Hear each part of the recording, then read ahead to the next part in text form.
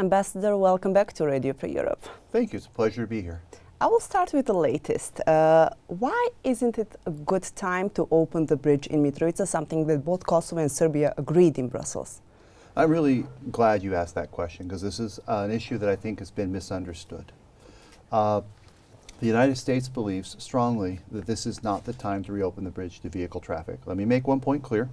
We do believe that ultimately it should be open to vehicle traffic, and this was, as you said, part of the EU-facilitated dialogue, and agreement has been reached. But we've asked the government to not proceed at this time, and not just the United States. My Quint colleagues joined me in a conversation with the Prime Minister on this. And the reason why is because we believe there's real risk associated with taking this action right now, and we believe this risk increases the threat, potential violence, other problems, both for the local community but also for NATO soldiers, including American soldiers who are working to provide peace and security in Kosovo. And we take very seriously actions that could affect the safety and security of American soldiers working to support Kosovo. So our request to the government, and we've been having this conversation for a couple of months, has been please not take this action now, work with us. We want to help create the conditions where this could happen, but we do not believe the time is now. But who may cause the violence? I can't speak to who might cause the violence. I just know that we have an assessment that there could be violence and that it is real. And the question of who might be responsible for it, which is a very valid one, doesn't negate the fact that there could be violence and real risk to both the local communities and to NATO soldiers. And the United States is not interested right now in U.S. soldiers incurring additional risk on this issue. Reacting to the closure of post office of Serbia, you said that Kosovo's uncoordinated actions put Kosovo citizens and KFOR soldiers at risk. In this very case, we know that KFOR has a fixed presence at the bridge, and KFOR was also of an opinion that this issue should be taken to Brussels dialogue. Can this at some point confront KFOR with Kosovo authorities? I can't speak to how Kosovo would respond to a situation like this. I can say that KFOR has been quite clear that it takes this issue seriously as well. KFOR shares the same assessment of risk that the United States has and that we have shared with Kosovo authorities, that opening the bridge to vehicle traffic right now will increase the risk to soldiers. And that is why KFOR has also been very, very clear about its view that this should only be done in a way that mitigates that risk. And we don't believe the current planning it takes into account that risk. Can KFOR refuse to move away from bridge? That is for KFOR to decide. KFOR has made a number of public statements that it is ready to fulfill its duties to both ensure a safe and secure environment and promote freedom of movement in the country.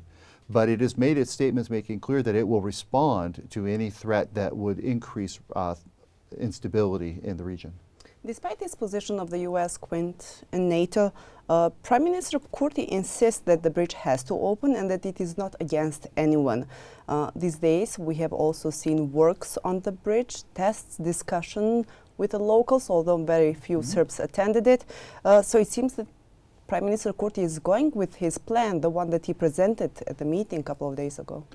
I can't speak to the government's intentions. I do know the Prime Minister has told me that he wants to do things in coordination with the international community, something he said publicly. The international community's message to the Prime Minister has been extraordinarily clear, that right now, at this moment in time, we do not support a change in the status of the bridge. And the reason we don't support it is because we believe there's possibility for increased tensions and violence, which increases the risk for soldiers and for the local communities, including American soldiers. That's been our conversation. Our hope, our requests have been heartfelt, humble, but clear that the government will take into account requests from the United States about something that we believe directly affects the security of our soldiers and NATO soldiers working in Kosovo. Our hope is that the government will listen to that and take into account those concerns.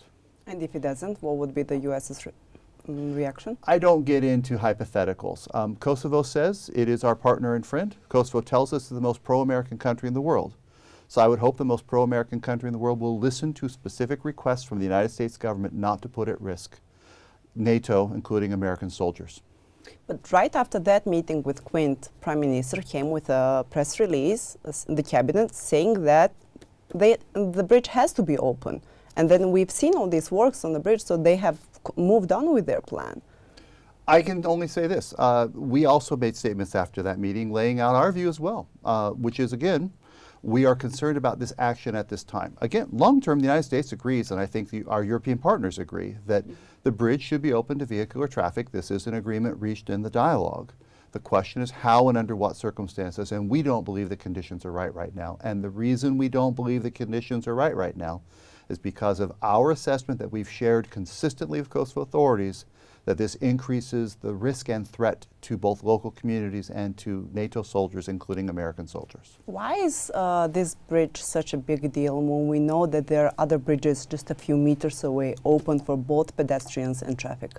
I think you'd have to ask the government of Kosovo that. I don't have a good answer to that question. Okay.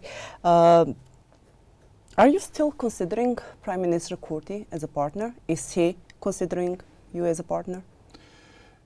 I can't speak for how he considers us. I could just say that from the United States government's perspective, we have been challenged by the Prime Minister and his government in certain ways. There are some ways in which we have good and close partnership. We've done some important things together in advancing Kosovo's economy and trying to help create an economic system that delivers greater prosperity to citizens. We've made real progress with the authorities of the Kosovan state in helping fairly new institutions of government be more effective at that work and deliver better services to citizens, in particular in the area of the rule of law. But on these issues, I have to say we've been challenged by the Prime Minister and by his government. And I have to say that the quality of our partnership is not what we would hope it would be on some of these issues associated with how he handles the North and how he handles the dialogue. This isn't just me. An Undersecretary of State was here not too long ago and talked about the need and our hope for better coordination and cooperation. Our Assistant Secretary for Europe, Jim O'Brien, has talked about this publicly. We had the extraordinary moment, and I'm going to take the time to read a little bit of it, just last week after the uncoordinated actions against the post offices in the North, where the Department of State spokesperson had this to say: "We are concerned by the continuing uncoordinated decisions by the leadership of Kosovo. We believe they put at risk the opportunities that we have helped Kosovo create. If you look at the story since Kosovo's independence, the United States has strongly supported its full integration into the international community as a sovereign multi-ethnic democracy. But to realize this vision, which is a vision that we share, we have cooperated with successive Kosovo political leaders on measures that enhance peace and prosperity at home while advancing Kosovo on this Euro-Atlantic path. What we would ask this government of Kosovo to do is to return," which suggests we're not there right now, "to close and constructive engagement with the United States, with the EU, with NATO, and with Kosovo's other international partners." How long are you going to wait for Kosovo to return? How long are you going to, let me say, tolerate to be challenged? You know, I mean, Kosovo is a sovereign state, and we acknowledge it as such. So I don't know if it's a question of toleration. I think it's more a question of the quality of our partnership. We have questions about how committed this government is to partnership with us. When we talk to a government about things they could do that increase risk to our soldiers and we aren't convinced we're getting an effective response, it affects our view of to what extent this government is taking into account our concerns, to what extent this government is committed to the partnership we want to have. Are you considering any consequences? Well, I worry about where this is headed. I mean, long term, the United States wants to see, and the people of Kosovo want to see, Kosovo advance into European and Euro-Atlantic structures. We want to see Kosovo in the Council of Europe. We want to see Kosovo in the EU. We want to see Kosovo in NATO. The path to achieve that is to work cooperatively with us, with our European partners, with the leaders of the EU, with the leaders of NATO. So as an example, just last week with this uncoordinated action against the post offices, you saw the EU, you saw NATO, you saw the United States, you saw Germany, you saw France, you saw the United Kingdom, you saw Italy, all raise concerns. I worry that these types of actions reduce the appetite and reduce the not the commitment, but the enthusiasm for supporting Kosovo on these paths. Kosovo already lost an important opportunity to obtain Council of Europe membership by not being responsive to requests from our European partners who get to make this choice of the conditions that they expected Kosovo to meet to join the Council of Europe. I worry very much that Kosovo's path to the European Union, its request, its current application for accession status, effective and complete implementation of the Stabilization and Association Agreement, which is to Kosovo's benefit strongly, I worry that this is going to be negatively affected. My German colleague last week already talked about how the accession path itself could be kept in the inbox or put on ice. The EU's talking about additional measures. I hope very much that there aren't additional measures, but that to a large extent depends on the government of Kosovo. and the extent to which it stops these types of actions that we've consistently warned against and starts acting in partnership with us and with our European partners the way we have consistently asked it to do. We agree this is hard. We agree that there are difficult things on the agenda, but we also think we have a system and a process to help advance Kosovo, but it does require this cooperation. Is the United States currently lobbying for Kosovo's membership to different organizations, or is that on pause? I have not seen a lot of enthusiasm in support of this government's efforts right now for new memberships in international organizations. We made real efforts on the Council of Europe, but then Kosovo was unwilling to take the step that its European partners, and we also asked it to do, which was to move the draft statute on the Association of Serb Majority Municipalities to the Constitutional Court for a review of its constitutionality. That hasn't happened yet. That hasn't happened yet, and the fact that that didn't happen, I have to say, removes some of the enthusiasm in the United States government to keep trying to make this effort when Kosovo won't take even this, from our perspective, fairly minimal and early step in this process. What happens if it doesn't take it to the Constitutional Court? Well, I mean, that's a choice for the government of Kosovo, but it will mean that I think a lot of these processes are likely to stall. There's a realpolitik point to this. If you want to join NATO, if you want to join the European Union, if you want to join the Council of Europe, you have to have the support of the countries that are already there. And we have the challenge of certain countries in those institutions that don't recognize Kosovo the way we do as a sovereign independent state. And they've made clear that part of their support will depend on progress in the dialogue, wanting to see Kosovo and Serbia reposition their relationship. From our perspective, the government of Kosovo has not engaged constructively in the dialogue in certain ways. Now, I could say the same thing about Serbia as well. We've talked about the need for both countries to do a much better job of fulfilling all their obligations, but since I do Kosovo for a living, and because I personally and my government institutionally so much wants to see Kosovo advance on this path and claim its place in European structures, we hope to see this government, rather than trying to take actions that make it harder for us to be effective advocates, give us good arguments in favor of Kosovo's accession. That has not been happening. Not yet. Going back to the actions of the government in the north, the international community over the past 2 years has reacted numerous of times over the actions Kosovo government undertook. However, the government says that they have succeeded in establishing a rule and order. Do you believe that there is more rule and order in the north than it used to be 2 or 3 years ago? I would say the situation in the north is different in some ways than it was 2 or 3 years ago. But I think if you're going to integrate an area, you integrate both the area and its people.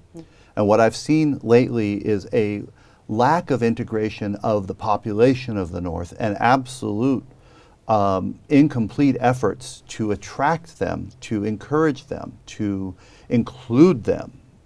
Let's just take the issue of the bridge again. Very few people showed up. Those who did, who are residents of the north, as I understand it, were largely not in favor of opening the bridge to vehicular traffic. And talked about other issues they're facing, not the bridge. Exactly, and they're very concerned.